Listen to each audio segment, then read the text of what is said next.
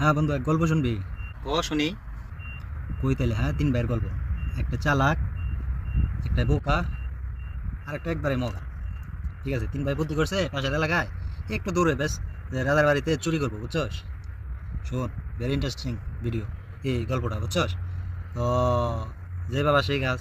তো রাজার ছেলাফেলায় কীভাবে যেন খবর পাইছে, ওই থানা রাজার সিকিউরিটি গার্ড এরা শুনছে।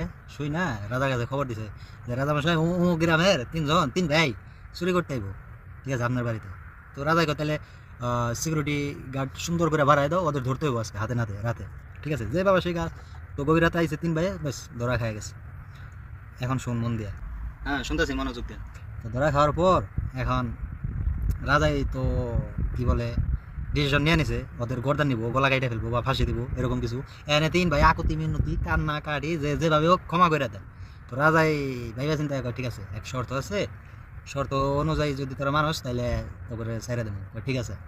তো রাজাই তিন ভাইয়ের তিন শর্ত, একই শর্ত দিছে তিন ভাইয়ের, যে কি কয়, আমার বাড়িতে এমন কি আছে যা আমি দেখি নাই, ঠিক আছে, ওটি আনতে হইব, তাহলে তোকে মাফ করে দেবো। মানে আমার বাড়িতে এমন কি আছে ওটি আনতে হইব, তাহলে আমি তোকে মাফ করে দেবো। কয় ঠিক আছে। পরে কি হয়েছে, ঘুরে গেড়ে তিন ভাই প্রথমটা নিয়েছে করার আগে হাসি ভাই, প্রথমটা নিয়েছে সুপারি। ঠিক আছে, পরে জি, জি হুজুর, এটা আর গোয়া দে দাও। ঠিক আছে। এখন তারপর মেজোটা আইছে, মেজোটা নিয়ে আইছে কদবেল, ভাবছে যে এটা মনে হয় রাজা দেখে নাই। পরে এটা আর গোয়া দাও, এটা আর গোয়া দে দাও। এখানে মাজারটা হাসে, বুঝছিস নি? হ্যাঁ, তারপর? এই কথা শুনে মাজারটা হাসে। এখানে রাজাই তো অবাক, কয় কি রে তুই হাসস কে?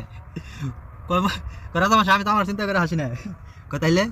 আমি তো আমার সুটটার চিন্তা করে আসতেছি। কয় কে? কয় আমার সুটটাই তো কাঁঠাল নিয়ে আইতেছে।